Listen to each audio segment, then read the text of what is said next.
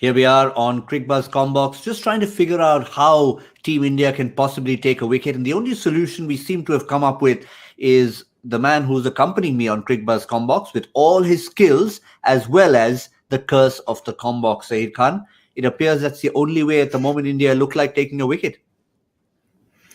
Well, how often we speak about it, it sounds like a broken record at times that the first 10 overs, it's very important to get that a breakthrough or a two. I think, 2 wickets is something, which a lot of teams look at. And that's something has been the success mantra for the Indian team as well. I mean, you look at the wins in the past, you'll see that first 10 overs, 2 wickets has been pretty consistent. And that has been really setting the tone for the spinners to come on then in the middle overs.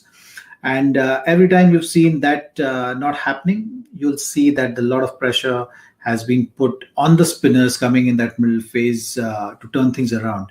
And that is something, which has been today. You have to give it to the Aussie batsmen as well, that they showed that intent. They rotated the strike. I think, that really left-hand, right-hand combination also at times can take toll on bowlers' line and lengths as well. So that's something which was visible today. Saini, I think, needs to just kind of figure out that Australian conditions length. It was a touch short, maybe wide as well at times. And someone like Bumrah could have, I felt, used that angle. Change of angle might have worked. We saw Saini going around the wicket to Warner has created that option, which looked like cutting the room to Warner. Which you're thriving on, could put a little bit of hold on the proceedings. But there are certain adjustments for sure needs to be done in terms of the series going forward as far as bowling is concerned. But before we go forward, let's actually go back and see this very topic of India's bowlers. And I think these numbers will tell a story in themselves. In the first 10 overs, January to July 2019, which of course included the World Cup. If you have a look at the economy rates, if you have a look at the matches and how often they went wicketless, it tells a story, because after August 2019, including the last 3 games, they have not picked up wickets in the first 10 overs.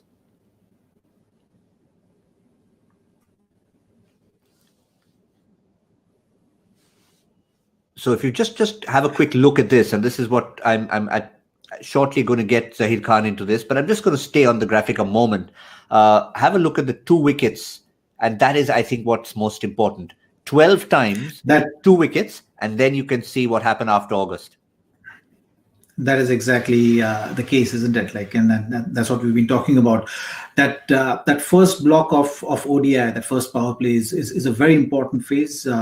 As a bowler, you need to make the play there. You got to be aggressive. You got to look to take that risk of taking that wicket. So the risk to reward ratio should be in favor of you taking some chances as a bowler and looking to be aggressive, because once that new ball shine goes away, it really gets difficult for later on if the wicket has not fallen, for the spinners to come and control the game in the middle overs. Chahal has looked good so far, so you would hope that in the middle overs, if he can make some inroads in this Australian batting lineup to put some pressure on. Otherwise, the power of the lower middle order, will be really detrimental for this Indian attack to control things in the middle phase of the game. Yeah, we're having a look at Chahal. He was the first of the 2 spinners to come on. These are the 5 bowlers that India have to work with: Chahal and Jadeja and the 3 seamers. Now, is there a cause for worry looking at, say, Navdeep Saini, relatively inexperienced, wasn't quite keeping his line straight? His first ball itself was wide to Aaron Finch, was punished at a stage when they were not looking to be too aggressive. So the problem for Virat Kohli is not having that backup with Hardik Pandya still not bowling. So is that really going to be something that India will look at maybe in the next few games? We did speak about that. That balance of all-rounder is going to be really crucial. So from that point of view, Hardik bowling is surely going to boost that Indian bowling lineup with the balance which we look at. But nonetheless, I think Saini is someone will have to learn quickly from this game, adjust to the Australian lengths, which is very important. Saini is someone who's got pace, but in Australian conditions, we've seen the wickets at times can be really good with that extra bounce. If you're giving width, Australian players are used to making use of that width and punishing you. So that is something which Saini will have to understand as quickly as possible.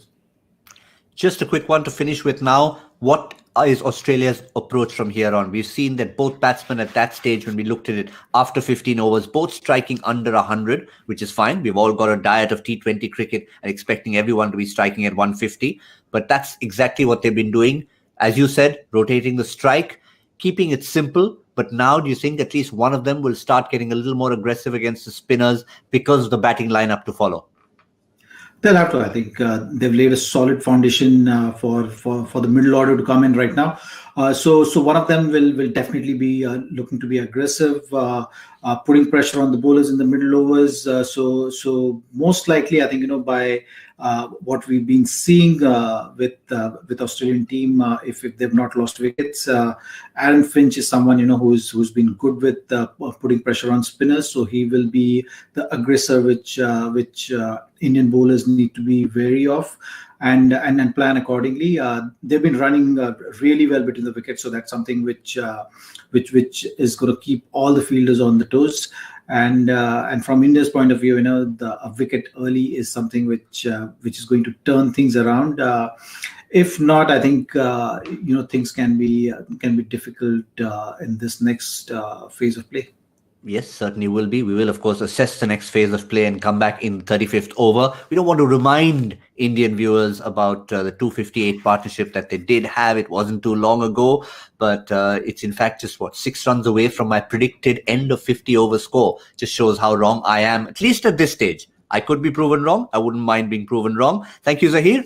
We'll see all of you in the 35th over to see if India have managed to get those breakthroughs and make a change.